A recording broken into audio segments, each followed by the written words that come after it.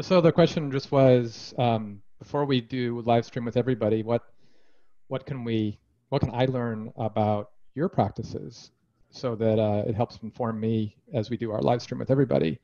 And I was talking about how it seems nowadays there's a cluster of major league remote companies. I was just at an event earlier this week where Automatic had somebody, and we were on the same panel. There's there's HashiCorp. Zapier's now getting bigger, and then there are so many smaller companies now as well that are following in the leads that we're making. So I'm curious about some of the things that are on your mind. Yeah, well, that's a broad question. I can talk about that probably for a lot more than the half hour we have. Yeah, I think remote is rising as a trend, and I think we're going to see, but besides like the size of the company, I think there's more and more distinction between the companies that are all remote and the companies that are partially remote. I think we're seeing Stripe opening a remote office and things like that. Yep. And I think it's much harder to do both. So it's pretty doable to be a co-located company. It's pretty doable to be an all remote company. I think it's pretty hard to be a hybrid company because you kind of have to combine both practices, and it's hard to stay disciplined. Yeah. So I think that's going to be a distinction that's going to become more or more visible over time. Yeah. People are going to start paying more attention to that. Yeah, that makes sense. What headcount are you at approximately now? 750. 750. Okay. Yeah. So we're growing from 400 to 1,100 people this year. Wow, it's amazing. Good. Congratulations. Thanks. It's not a goal in and of itself. No, I know. We have 788 people and 56 countries now. And 183 pets and counting. I think we really have more pets, but not everyone has put their pets on the page. That's what it's reported, their pet count. Reported pet count. Yeah. It's like weekly active pet count. Anything you would like to know about me? I'm intrigued by one of your the policies at InVision, and that's, I think that you work East Coast times from 10 to 4 or something. East Coast time, everyone's expected to be online. Is that correct? And what's the thinking? I can see a lot of reasons for it. Makes a lot of sense, but can you elaborate a bit on that? Yeah, I mean 10 to 6, and the idea being that we've keyed to a rolling time zone across at least the United States, where in principle no one would start too early, and no one would end too late. But that obviously breaks down when you look at time zones outside of the United States and Central South America. So we don't expect people in Australia, for example, to key to 10 to 6 Eastern time. But people on the West Coast, they do that? Okay, so get up really early. Okay. Yeah, they get up early. We even have somebody in Hawaii who I mean, again, that we don't, when we say the 10 to 6, it's not that we track when somebody logs in every day. It's meant to be the time where most meetings would fall, as opposed to, we don't check hours or anything like that. Makes sense. Yeah. You think, since it's mostly meeting related, you're not going to meet 8 hours a day now. The bigger the window, the easier it is to schedule with multiple people who might be in different meetings each. But do you think you need an 8-hour window for meetings? Well, we've asked that question. We've asked that question ourselves, and generally speaking, I would say most meetings still fall in the center of that time period. And we've found that giving people a guidance reference about when you're expected to be available is more helpful than giving none. So now obviously, each year we think about how to make that work with now increasing non-US population, and ultimately how do we make that work? It still is early for West Coasters, and we don't want the West Coasters to get disadvantaged by the fact that they're getting up early and then potentially working even later. So I would say the most important thing about that is just trying to give people a framework to work to operate in, where they know, okay, if I'm asked to be on like I might have to join a 7:30 meeting on the West Coast, but I shouldn't have to join a 5:30 a.m. meeting, as opposed to, and just giving a little bit of a boundary. But I would certainly say it's a loose and relaxed policy more than a hard and fast one.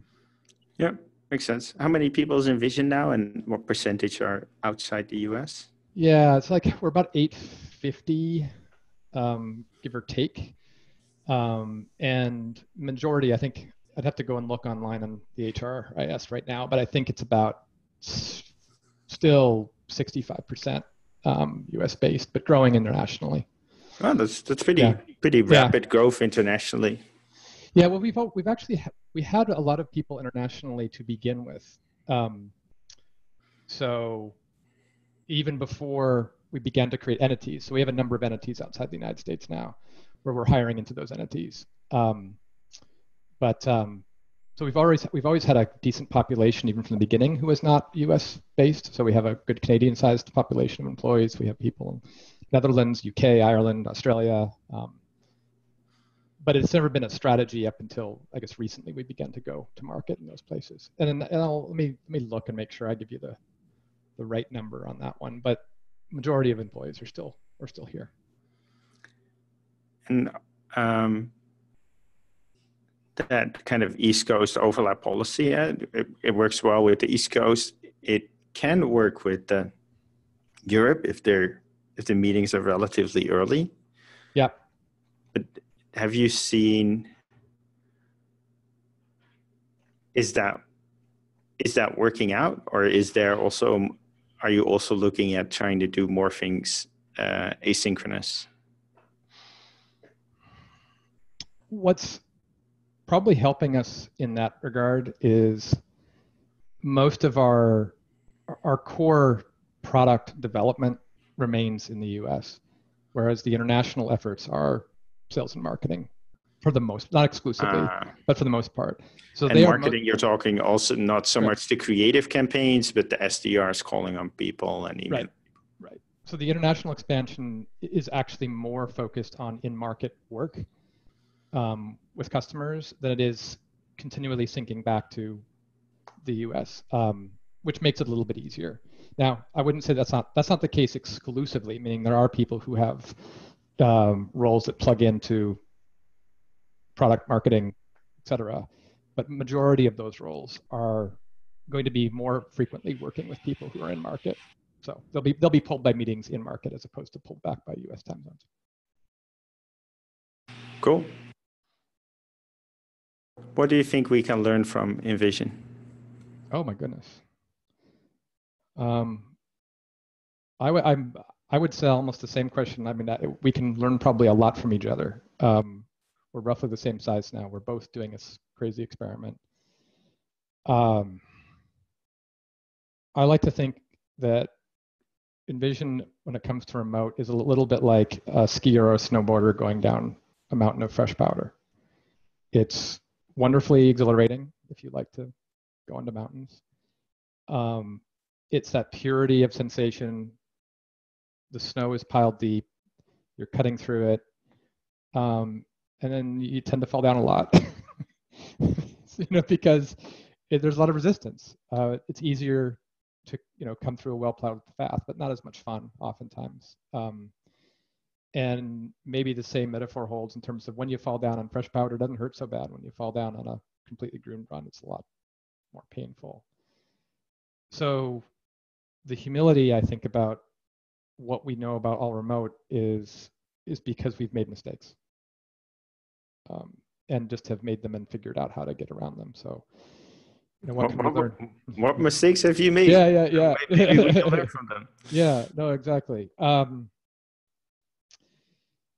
So I would say a really important, this is on your list of questions, and so we're probably just going to start going into those list of questions, but a key learning that I've had is how important it is to orient and onboard new team members with structure and rigor and enculturate them into the all remote habits, as opposed to let them just kind of walk into it and figure it out for themselves. And obviously we did that for many, many hires at the beginning.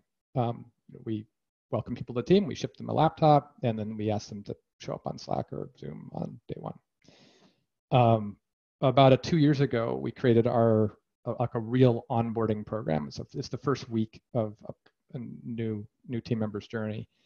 And we thought about it not only from what they need to know, as most onboarding programs do, but what experience they need to have. So we structured it around helping them learn to work in an InVision way when it comes to remote. And that way has a lot to do with being empathetic and being one's authentic self and being vulnerable and emotionally available. Because the more and more I've thought about remote, the more and more I think that the biggest task for most people working remote is to be as vulnerable as possible, as early as possible, because we don't have the advantage of being face-to-face. We can get to know each other really quickly in some face-to-face situations by just going and having a coffee. You have to work harder. Remote. Working harder for me, I believe, from a relationship standpoint, means being more emotionally vulnerable faster. So we jump right into the deep end very quickly. So our onboarding program is called Xenia, which is a Greek word that references hosting or welcoming, and that it's it's designed for a very particular kind of new employee experience. And about a little less than 80% actually is still US. I was trying to figure out in my head how many Canadians we've added recently, but we're still 80-20, US and rest of the world. Oh yeah, that makes sense to me. That's kind of what I expected. Yeah. Yeah, and I think you asked the same question back. So I think at GitLab, we're more spread out. So you have to work more asynchronous. And I think we figured out a couple of ways to do that. One of them is to be very transparent. So a lot of information is available to you without having to ask someone. You have a 3,000-page handbook. You have a 250-point onboarding. You have to put in 250 check boxes before you're onboarded. Another thing is iteration. Mm-hmm. We take many small steps in rapid succession instead of trying to do something very big. And that reduces the amount of kind of functions that have to coordinate. Mm-hmm. So if you're making a plan for the next 6 years, you better talk with everyone, get everyone aligned. If you're making a plan for what you're going to ship in the next 2 weeks, nobody really cares that much. Just ship it and people will see. Yeah. So the smaller your steps, the less coordination. And then the trick is to keep a really high pace of stepping. And the third thing I want to highlight is the concept of a directly responsible individual. So mm-hmm. we split decisions in a data gathering phase in which we have the best of consensus companies, in that it's going to be super visible, decision is being made. It's out there, mostly in the open. Everyone can chime in with ideas. But then in the decision-making phase, it's not really a phase. This is just the person who has to do the work takes the decision. And they don't have to convince anybody. They don't have to explain why they took a different decision than someone else recommended. Because if you don't do that, you tend to slow down and you tend to have decisions that fly under the radar, because the more input I gather, the more people I have to explain it to. Yeah, that's interesting. Is that been harder to maintain as you scale? Not necessarily as we scale. It's just hard to maintain.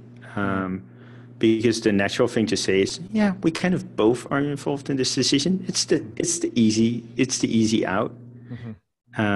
Because that's not hard. You can both agree. Yeah, we kind of both share in this decision. So it's hard to say, no, it's your decision. You have to do the work, and I'm not going to be involved, or it's my decision. You're not going to be. You can give your opinion, but I'm taking the decision. It's a tougher message. Yep. That's interesting. Cool. Well, you may hit me with any and all of the questions on the list or otherwise. I am I will give you the best answers I can. Yeah, I think this is already escalating. I suggest, and that's not surprising. Luckily, we started recording. I propose that we put this out as a teaser and that we continue this discussion in our scheduled live stream. Sure. Sounds good. Awesome, Mark. It was a pleasure. It was a pleasure too. So I will see you